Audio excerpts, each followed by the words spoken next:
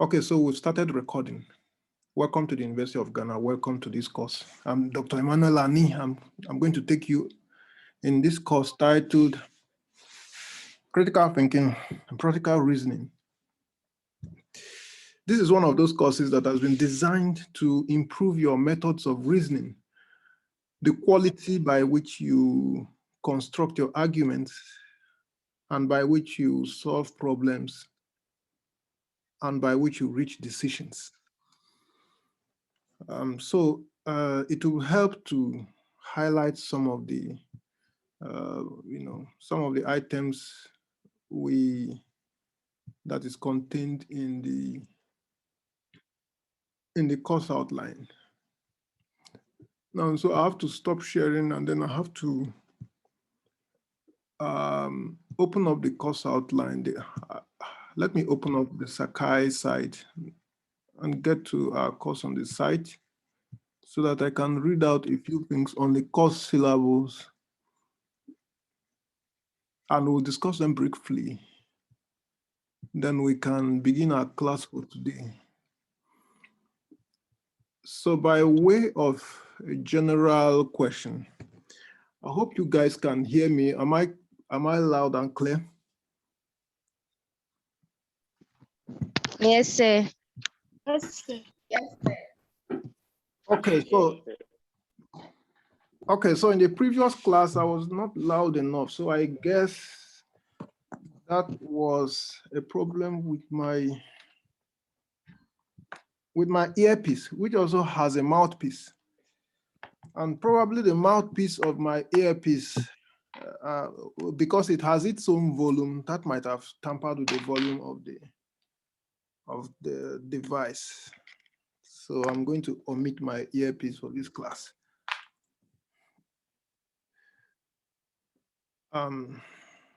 So now I have the course outline. This is group 12. And that's me, Dr. Emmanuel Ani. Your tutor for the group is Mr. Isaac Johnson. So he'll be taking care of everything concerning this group. He will solve all your problems. You can ask him anything. He will always tell you what to do next. Now let's see the course description. I think that's quite important. So I'll just make a few general comments about the description. Overview. Critical thinking is a careful, deliberate determination of whether we should accept, reject, or suspend judgment about a claim, and of the degree of confidence with which to accept or reject it. So the opening sentence is talking about accepting and rejecting judgments about claims, or accepting or rejecting claims. So this course is really about evaluating claims that people have made, and also even evaluating our own claims. Now, a claim has the same, a claim is technically the same as a conclusion, and it is also the same as a decision. That is because a claim is the end point of a reasoning process. Now, a claim is supposed to be supported by reasons. A conclusion is also supposed to be supported by reasons. And then a decision is also supposed to be supported by reasons. So for that reason, a claim, a conclusion, and a reason are technically the same in logic. So when we are exchanging claims, we also need to evaluate the reasons for different claims. And on the basis of that evaluation, we decide whether we should accept or reject claims. Claims are supposed to be supported, defended with reasons or evidence. So when we're talking about the materials with which to defend claims or conclusions or decisions, we are talking about reasons or evidence or information. Reasons, evidence, or information. These are the materials we use to defend claims, conclusions, and decisions. So all those things what you are presenting, and then what you are using to defend it. They remind us of the quality of claims, or the quality of conclusions, or the quality of decisions. Now, I want you to imagine two people, two imaginary people. One person makes high quality decisions, or one person usually produces high quality claims or conclusions or decisions, and then the other person usually generates low quality claims or conclusions or decisions. Now, when you look at these two people, and even without beginning a critical thinking class, someone could ask you, which of these persons would you prefer?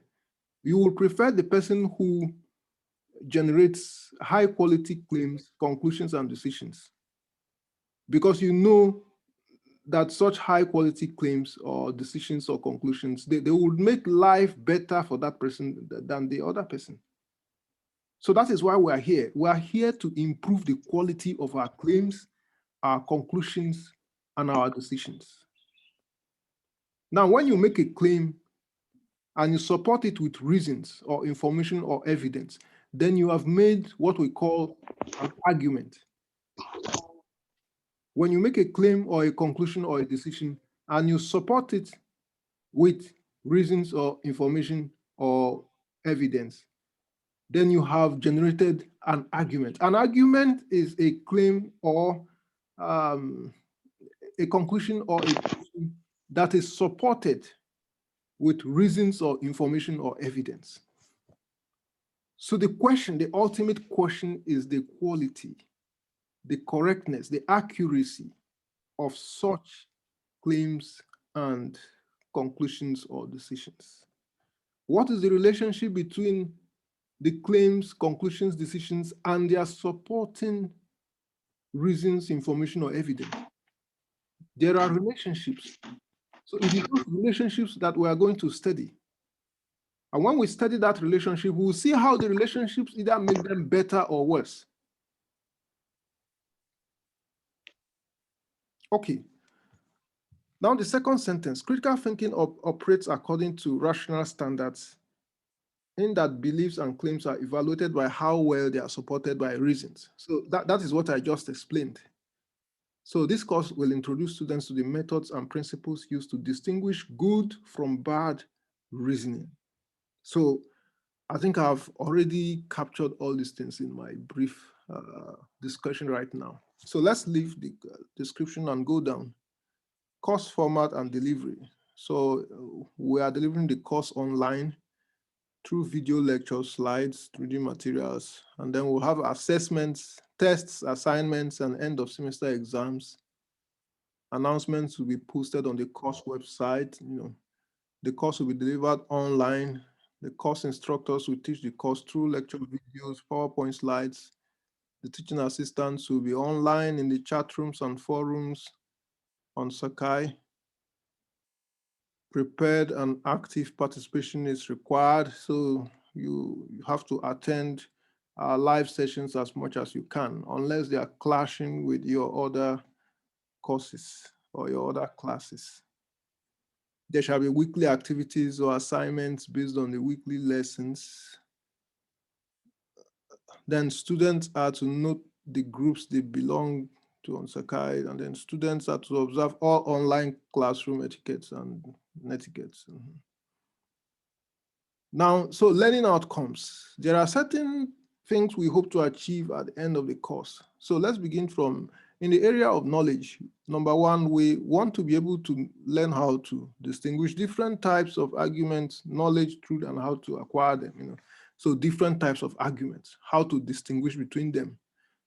Then number two, how to, about the value and significance of each type of reasoning. So there are basically two kinds of reasoning in logic. You have deductive reasoning and inductive reasoning. So we'll learn of these two.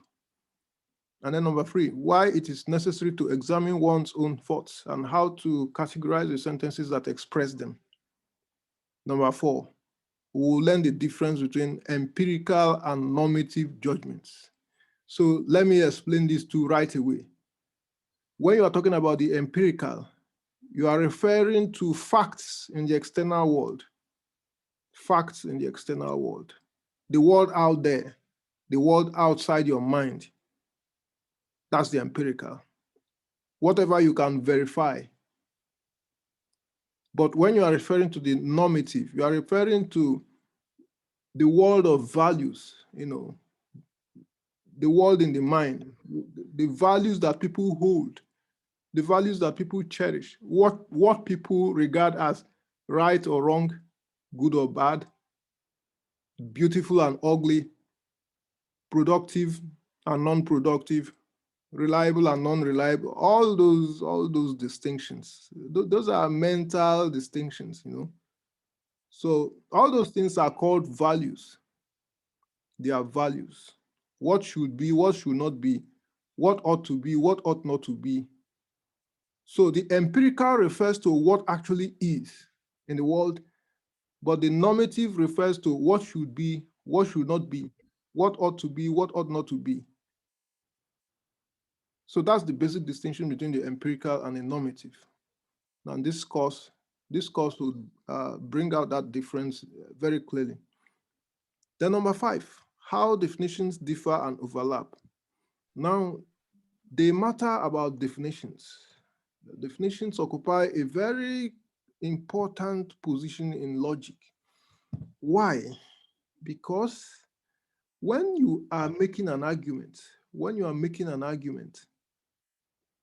you use language to make arguments. So there are two things in arguments. First of all, the language you are using, and then more importantly, the calculations which is somehow mathematical, the calculations that go into the arguments.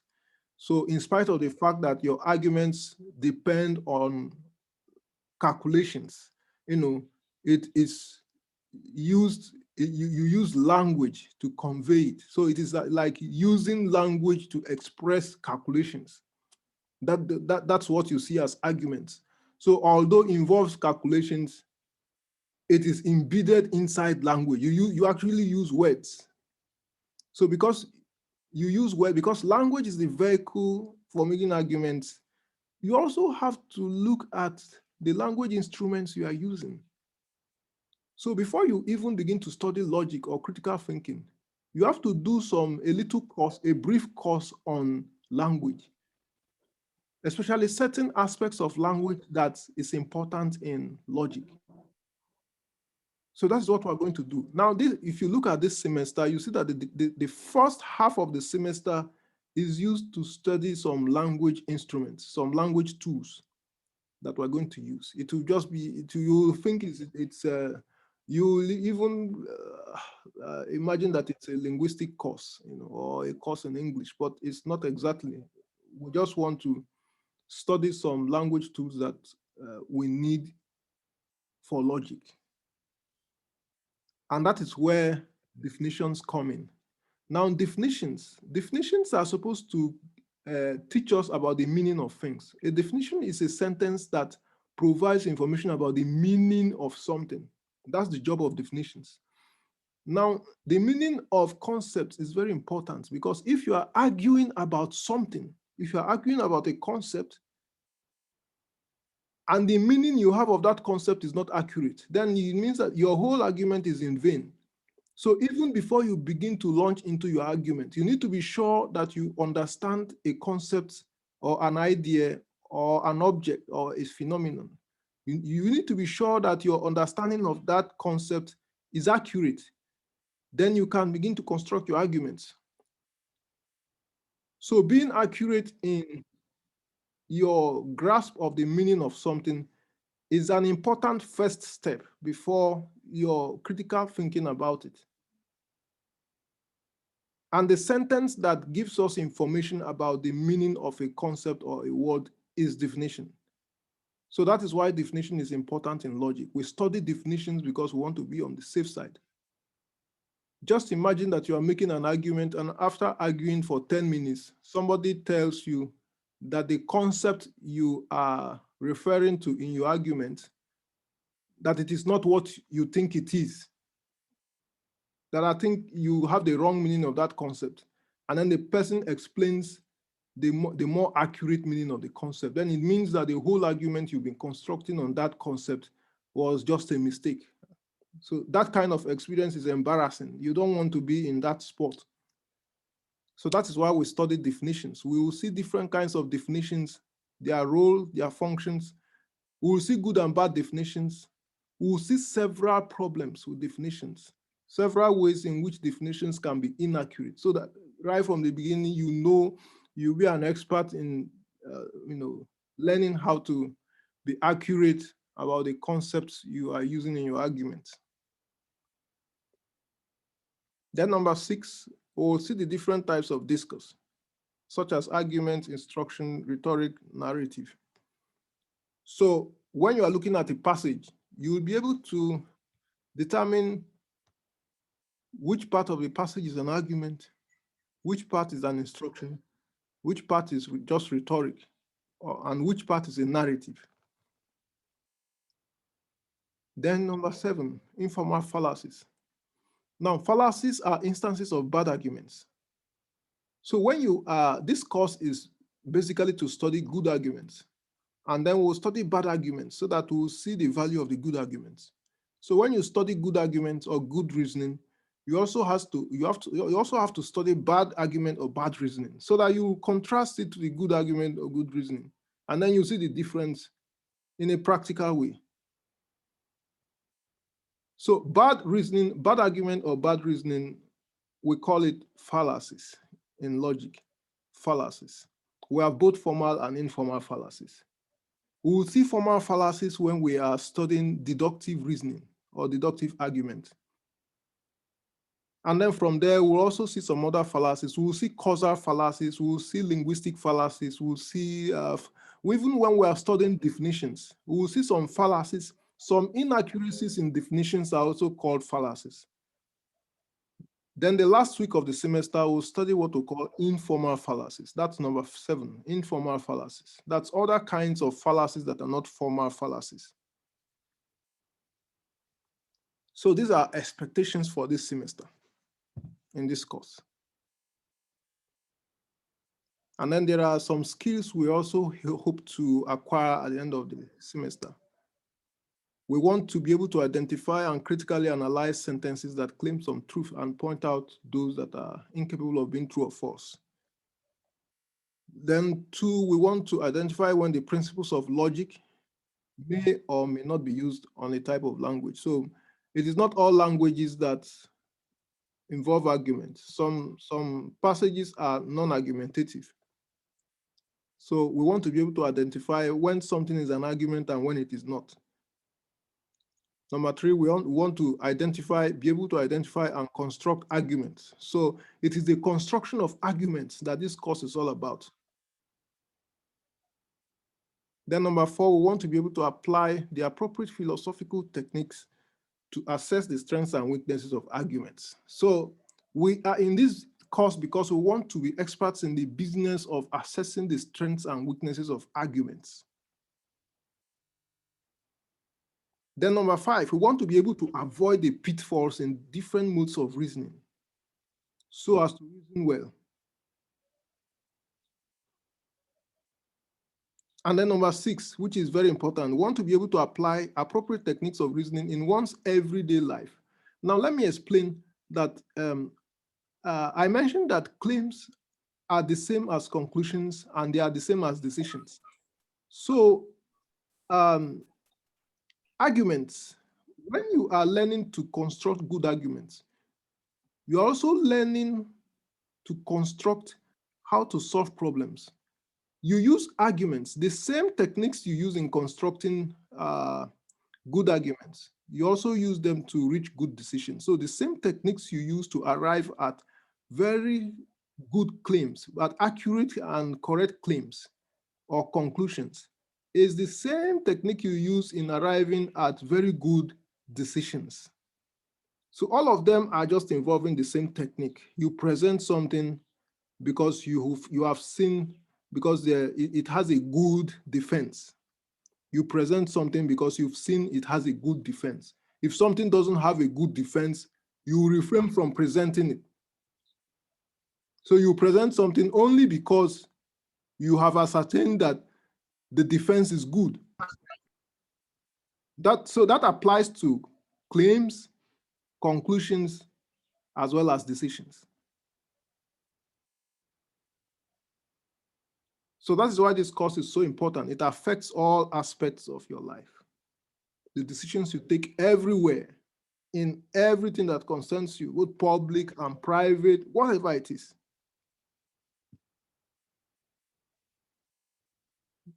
Then in terms of competence, we want to acquire certain basic competencies.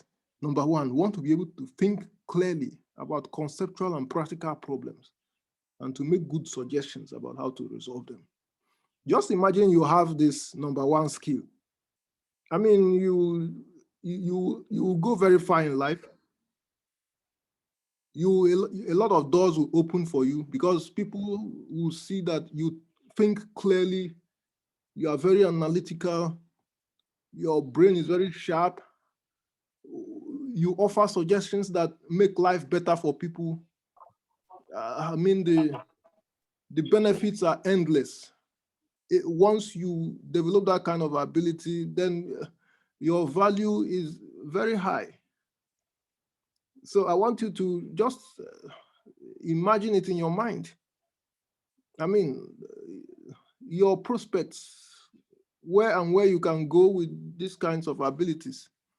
And then number two, we want to be able to express our thoughts in a clear manner, free from ambiguities and logical inconsistencies. So if you are the type that makes arguments and people are not able to detect ambiguities and logical inconsistencies in your argument, if you are the type that make arguments that can hardly be faulted, then you are in a very good position. There's no position that you cannot get. There's nothing you can't achieve. And then number three, we want to be able to engage in critical, independent thinking in all that we do. And then number four, we want to grasp the essence of what we read and we are told. You know, critical thinking is about how you are able to process the information that is coming to you, how you are able to assess what you read or what people are telling you. You know, whatever information is coming, what tools are you using to assess, analyze it? It's very important. And then number five, we want to be able to organize our thoughts and present them in a mature, logically acceptable way. You see, when some people were saying some years ago that they would provide a factory in every district, a dam in every village, and all those things, as a critical thinker by then, I knew that they were not up to something that is very nice, because I knew, first of all, with my critical thinking told me those things are not possible with the resources available. So when somebody is making that kind of promise, you know, what I'm thinking to myself is, the person already knows that the promise is not possible. So why is he making it all the same? You know, so when you have trained yourself to be a critical thinker, you will also be a very good voter. Your voting decisions will be very high, you know, and all those things. A candidate may be bad, but the other candidate may also be bad as well. So what you'll be doing is, which one is slightly better, you know? So, I mean, nothing is easy, but so your critical thinking abilities are in very high demand. They are much needed. I think in one of these East African countries,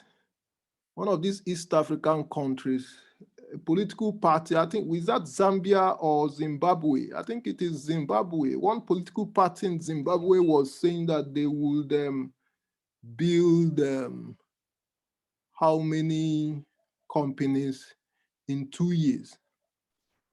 When I did the calculation, I saw that it means that they will be building one company every day. So every 20, I think it's slightly more than a day. So probably in a day and a half. I think a day is 24 hours. And my calculation was that in every 32 hours, they will build a company. And I knew it's not possible. But the question is, how many voters are going to make that calculation so that they will see that it's a trick? So that is why we're studying critical thinking. We want to pass everything through the baptism of logical analysis. If such a thing doesn't survive, then we throw it away. If it survives, then we preserve it. Simple. It's just mathematics. And remember that logic grew out of mathematics. It was, or rather, mathematics grew out of logic. Logic existed before mathematics. Aristotle invented logic, and then from logic, mathematics was derived. So mathematics had to break away from logic so that it can focus mostly on symbols.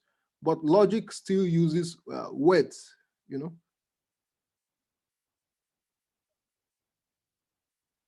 Okay, so let's look at assessments. We'll have different assessments during the semester. We'll have 2 weekly assignments that will amount to 20%. So 2 assignments, 20%, each of them is 10%. Then we'll have a mid-semester test, which is 30%. Then we'll have the final exam, which is 50%. So assignments 20%, mid-semester test 30%, final exam 50%.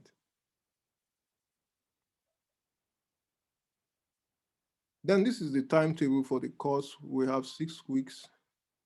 Today we are treating this topic, thoughts as objects of scrutiny, contrasting facts and values, the lessons, introduction to critical thinking, which we just finished.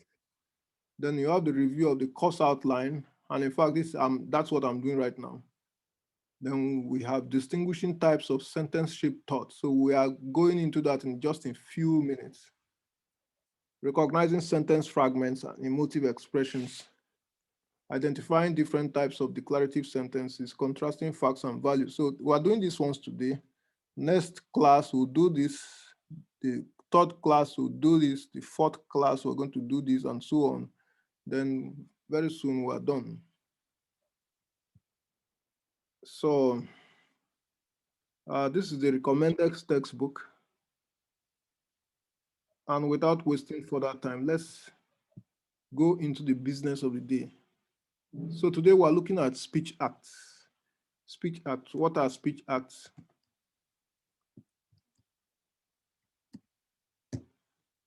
A speech act is an utterance that performs a certain function in language and communication. An utterance that performs a certain function in language. We perform speech acts when we ask questions, make a request, make a proposition, make judgment, express emotions, and so on. A speech act may be one word, a complete sentence, or an incomplete sentence. So basically what it means is that from this paragraph, you understand that a speech act is just about anything that emerges between your lips. Even if you say ah, it's a speech act. So the question is, what is the function of the speech acts? There are several functions of speech acts. So because of that, we have divided speech acts into different groups. We have questions, we have requests, we have propositions, we have judgments, we have emotional expressions, we have sentence fragments, and so on. So let's look at them one by one, and then we round up the class. Types of speech acts. We'll begin with interrogative sentence. Interrogative sentences are what we normally call questions. They end in a question mark. The purpose of interrogative sentences is to solicit or require information from someone. So we ask questions because we want answers. So it means we ask questions to solicit information. So the purpose of interrogative sentences is to solicit and require information from someone. Examples of interrogative sentences. Do you have the keys to the door? How are you doing this morning? What is your name? So these interrogatives or questions are generated to solicit information to get answers. That's why we call them interrogatives. When the police are interrogating someone, they are asking the person questions to obtain answers. Imperatives. Imperatives are sentences spoken to require someone to do something or undertake certain actions. So we utter imperatives to solicit action rather than to solicit information. So imperatives are generated to solicit action. There are different types of imperatives. We have commands, instructions, directives, requests, and pleas. So we have soft and hard imperatives. The soft imperatives are the ones, imperatives like request, plea, and somehow, but the hard imperatives are the commands and the directives. And then an instruction is somehow in the middle, it's neither hard nor soft. So let's look at them individually. A command is used to offer authoritative or dictatorial order for something to be done. An instruction is a direction or order used to guide someone to do something. A directive is an authoritative order used to establish a policy, assign responsibilities, define a set of objectives, and delegate authority to someone to do something. A request is an act of asking politely or formally for something to be done. A plea is a supplication for a certain action or decision to be taken. So you can see that these different imperatives, they vary according to the tone with which they are presented.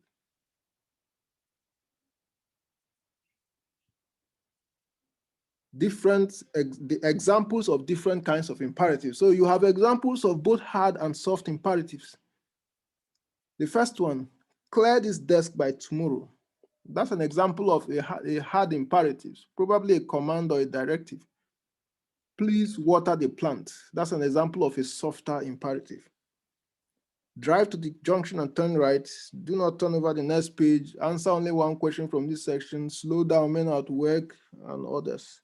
So these are examples of different kinds of imperatives. Then you have declarative sentences or declaratives. Declaratives are sentences that convey information. So now we're dealing with the third kind of speech act. We had said that interrogatives are generated to solicit information, and then imperatives are generated to solicit action. But now declaratives are generated to provide or convey information. So they can therefore be true or false. Now, when you generate information, the information you've generated can be true or false. So declarative sentences are spoken to make a statement. So declarative sentences are also called statements. They end in a period, or what we call a full stop. In logic, declarative sentences are called propositions. Declarative sentences or declaratives, they are called propositions. They include the following: factual statements, value judgments, definitions, and arguments. Factual statements, value judgments, definitions, and arguments. You will be treating arguments with the second half of the semester. So for today, we'll look at factual statements, value judgments, and definitions. Now let's look at factual statements. A factual statement is a statement of fact. Is an expression that conveys information about the state of affairs in the external world. So a factual statement is about facts, a statement about facts in the external world. It is true if it conveys accurate information about facts, and it is false if the factual information is inaccurate. So examples of factual statements: grass is green. That's a factual statement. Snow is white. That man is the current provost of the College of Arts and Culture. So these are factual statements. Now, if you want to disprove the statement that grass is green, you can only do that by presenting evidence of grass that is some other color, maybe white or black or red. Then if you want to disprove the statement that snow is white, you have to provide evidence that's of snow that is another color. And if you want to disprove the statement that this man is the current provost of the College of Arts and Culture, then you have to provide documents that show that he is not the current provost. So factual statements can be supported or disproved by verification. So you use verification to analyze or to to accept or reject factual statements. So factual statements are verifiable. They are verifiable. Then definitions. Definitions are sentences spoken to convey information about the meaning of a word or words. So the job of definitions is to provide meaning. I think I explained it before. So definitions are not factual statements. They don't talk about facts. They talk about the meaning of words. For example, a lion is a large carnivorous feline mammal of Africa and Northwest India, having a short, thorny coat, tufted tail, and in the male, a heavy mane around the neck and shoulders. So this is the definition of a lion. It's not a factual statement about lions. It tells you the meaning of lion, what it is to be a lion, how a lion looks like. And then the second example, a bed is a piece of furniture upon which people sleep. So these are examples of definitions. So the job of definitions is to provide information about meaning. They tell you the meaning of something. Value judgment. A value judgment or statement is a claim about something's moral, practical, or aesthetic value or stability. Value judgments do not describe the world like factual statements. Rather, value judgments prescribe. They don't describe the world, they prescribe certain attitudes and behaviors towards the world. They are concerned with prescribing how the world ought to be rather than describing how the world actually is. So value judgments are normative. They are normative statements. They are concerned about how things should be done, how things should be, how things should not be done, how things should not be, what should be done, what should not be done, what is right, what is wrong, what is good, what is bad. So value judgments are statements, normative statements. Examples: that is right, that is wrong, Michael is a good man, Jezebel has no conscience. We have two types of value judgments. We have moral and non-moral value judgments. Moral value judgments are claims about something's moral suitability or otherwise. Examples: abortion is evil. So this statement condemns the moral value of abortion. Do not commit adultery. So this statement is telling you to avoid adultery.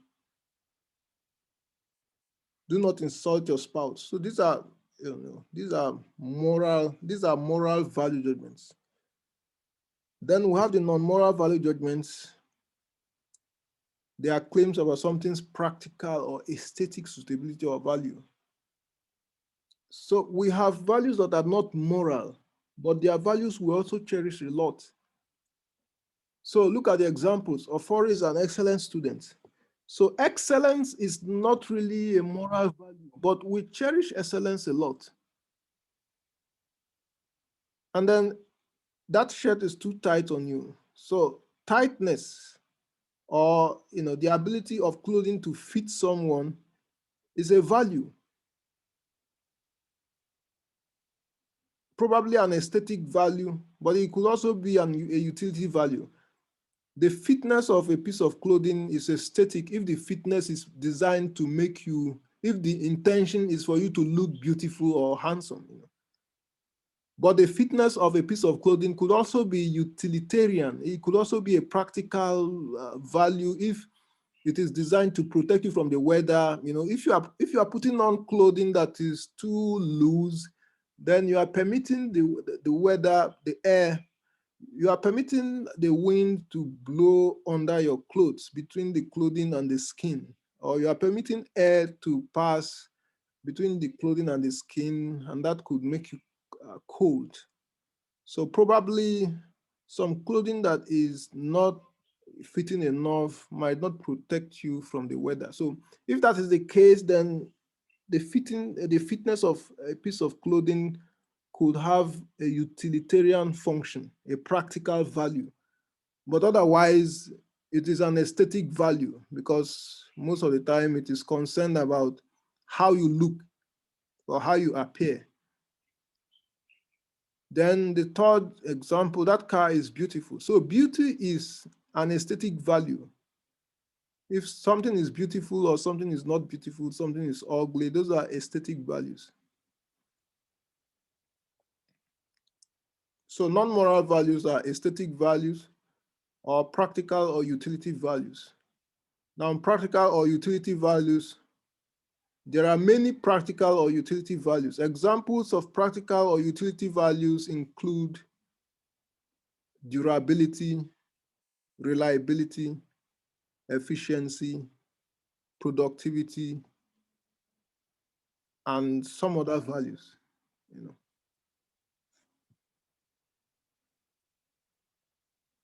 Now let's look at emotive expressions. Emotive expressions are sentences that express feelings. Emotive expressions that show strong feeling may often end in exclamation mark, but this is not always the case for all emotive expressions. So it is not all emotive expressions that end in exclamation mark. Examples: I love that guy.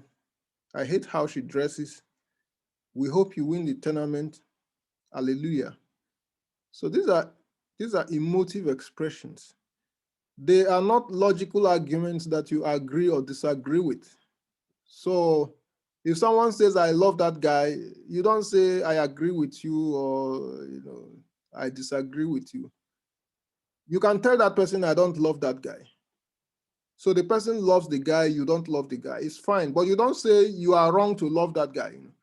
The person is just telling you her feelings. Or if someone says, I hate how she dresses, you know, or if someone says, I hope you win the tournament, you don't tell him you are wrong, something like that, because it's not an argument. It's just a statement of someone's, a wish, a wish that someone has.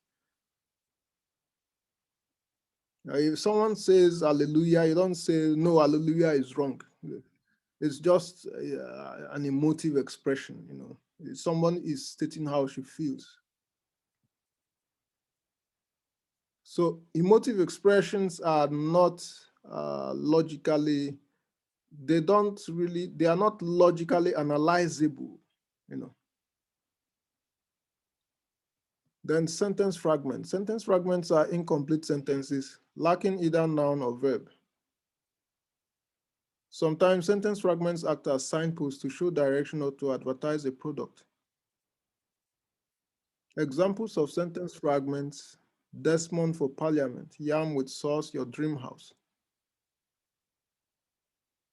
So some of these sentence fragments could be slogans, some could be business signposts,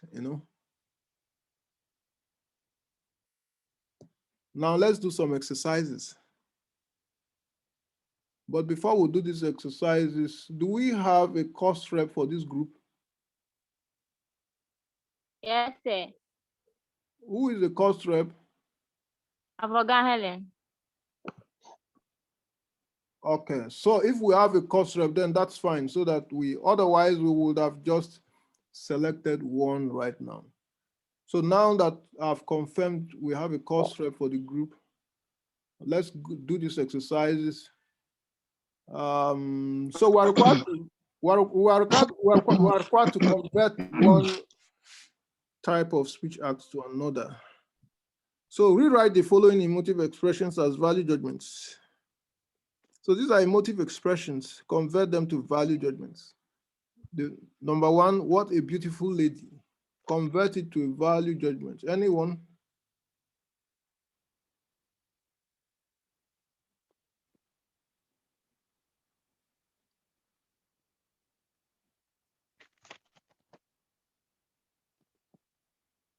Convert the sentence, what a beautiful lady, to a value judgment. Winifred.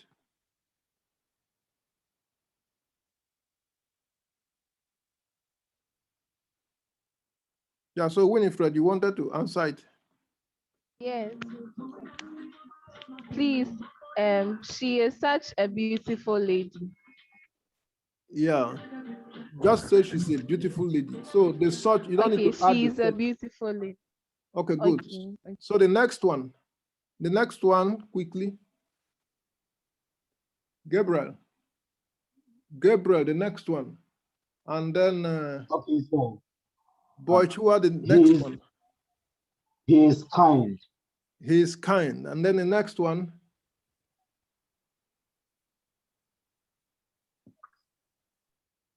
The next one. Boachiwa, you would have answered the next one.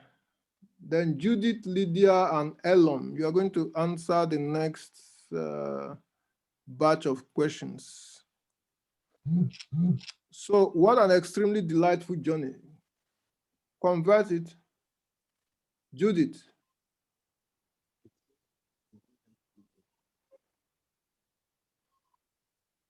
Lydia. The journey was extremely delightful. Okay, good. Then rewrite the imperative sentences below as interrogative sentences. So convert from imperatives to interrogatives. Number one, shut your mouth up. Who is the next person? You can see the next person on the list.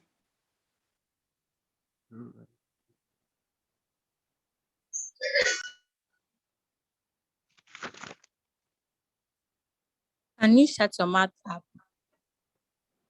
Okay, that's fine. So the next person, second one.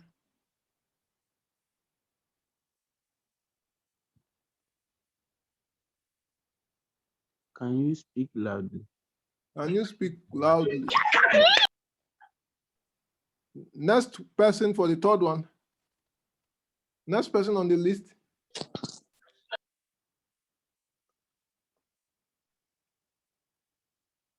Can you get up quickly and read your books? Okay, good. So they're all using can. Yeah, you can use will. Will you shut your mouth Yes. up? Will you speak loudly? Will you get up quickly and read your book? Yeah. Yeah, Please that's shut it fine. up. Say, Yes.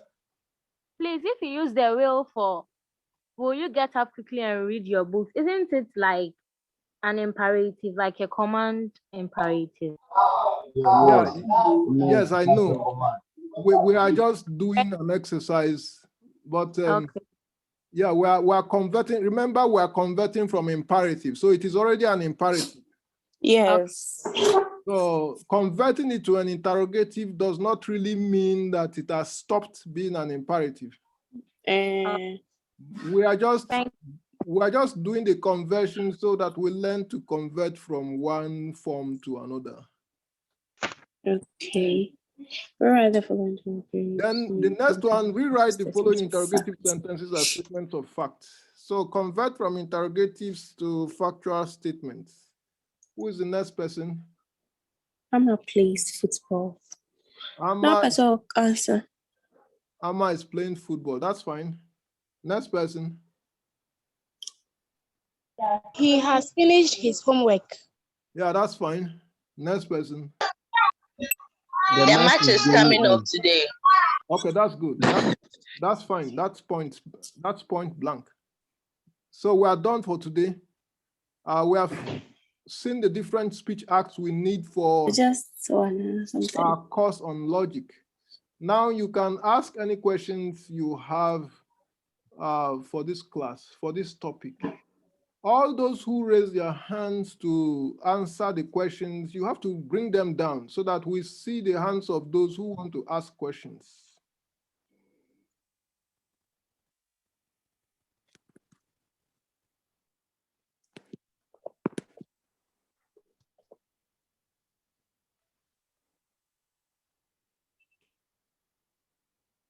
Helen, do you want to ask a question? Yes, please. Go ahead. So the value judgment, I don't really understand the moral and the non-moral value. Yeah, the moral value judgment is about moral values. Values Okay. that are moral in nature. When you say someone is wicked, or someone is malicious, or someone is violent, or someone Okay. is insulting, or someone is someone has dubious tendencies. So those are moral values, moral value judgments. But when you say someone is strong, or someone is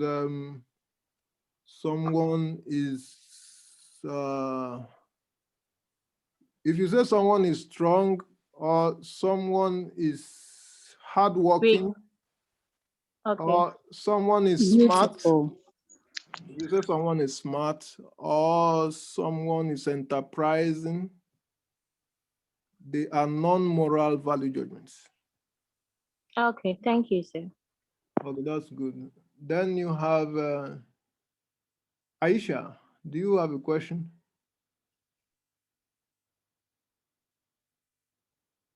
Aisha? Yeah, please, can you say it was an extremely delightful journey instead of the journey was extremely delightful? Yeah, it's fine. Because it is still a value judgment.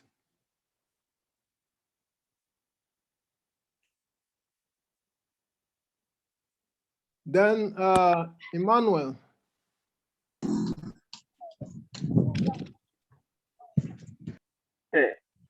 Please, Yes. what's the main difference between the main difference between the moral value judgments and the non-moral one?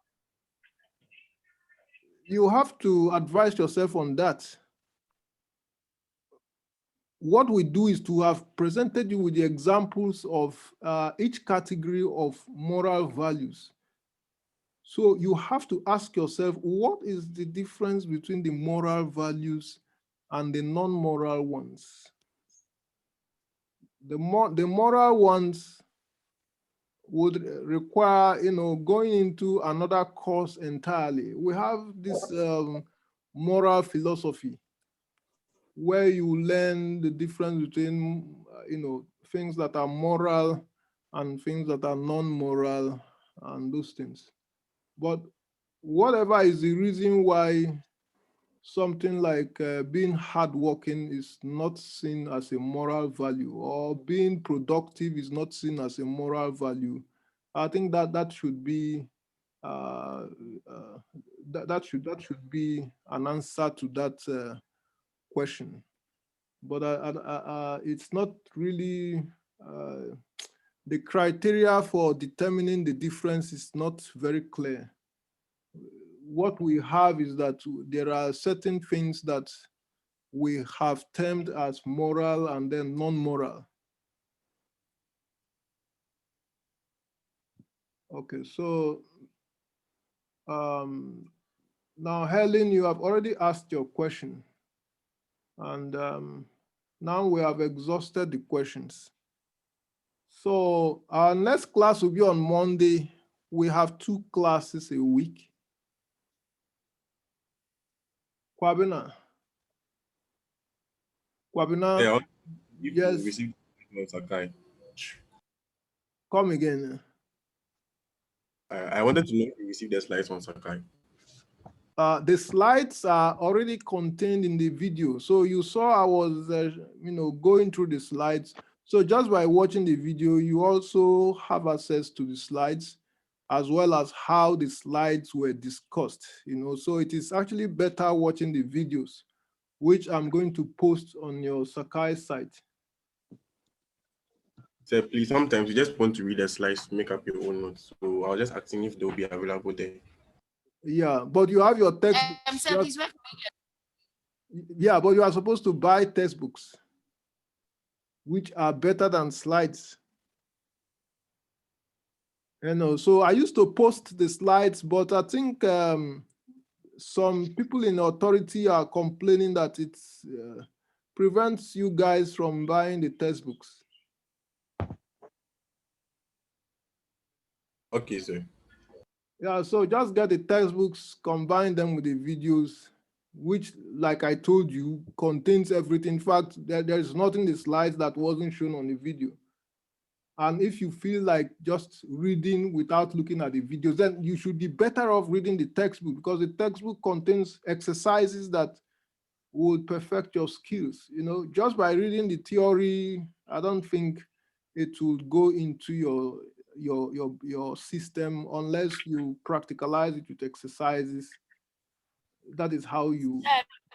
Your TA was saying that the class would be only on Saturdays, but then you are saying we'll have it on Mondays, and most of us have lectures on Mondays. So please, what are you going to do about it? Yeah, I was saying that we have 2 classes, Saturdays and Sundays. Saturdays and Mondays. Now, if you are not able to attend any of the classes, even the one on Saturday, just watch the videos, because that is the advantage of online teaching. When we record it, then we have preserved the entire conversation. You just watch it, and then you have not missed anything. So please, will you post it on Sakai? Yes, I said I'll post it on Sakai. Sir, please, what time are we meeting on Monday? Tentatively 3 p.m., but it is not final. I will decide the time by Monday morning, and then I'll communicate it. And sir, please, is that going to be face-to-face, or we are using this Zoom link? Yeah, so the dates are the dates are weekly.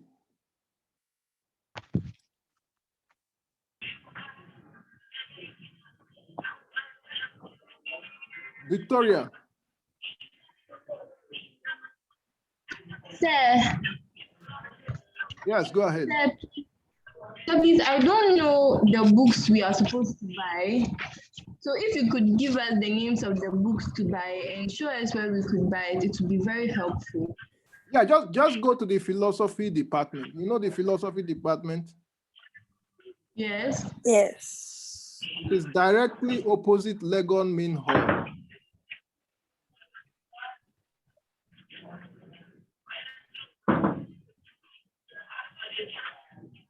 And sir, yes. Please, I don't know the time we have lectures on Monday.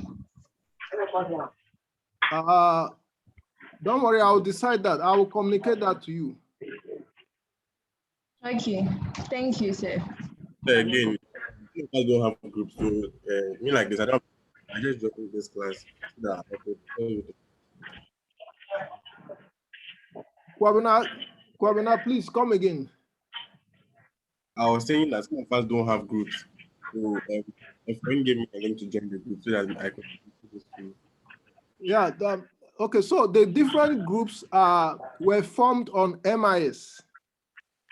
The different groups were formed on MIS. So for you to form any group, you have to consult the course coordinator so that it will be done on MIS before we implement it here. So that, because the MIS is for the purpose of your results.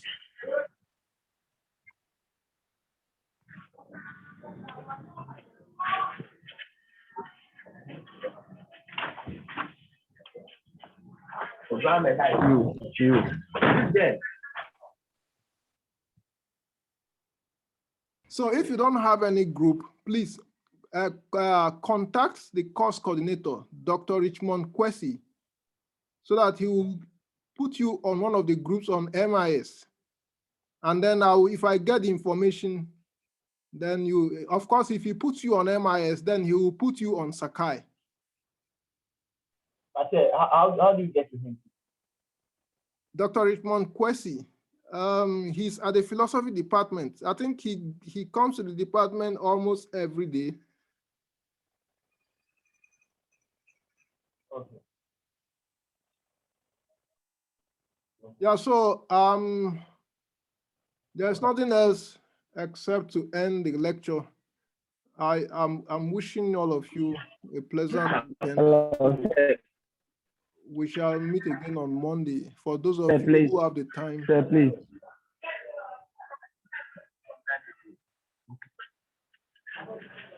Okay, so Emmanuel, do you Emmanuel, did you have a question? Yeah, sir, please. Yeah, sir. My course has not been enrolled on Sakai. I want to ask if you could help by any way. Yeah, but are you on MIS?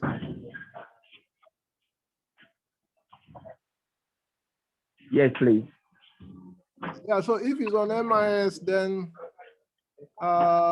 send me your, I don't know, you need to confirm that it's on MIS, or contact the course coordinator if he Yes, sir. confirms on MIS. On my Then he will allocate you to my group, because the coordinator is the one that puts you in any group, in any Sakai group.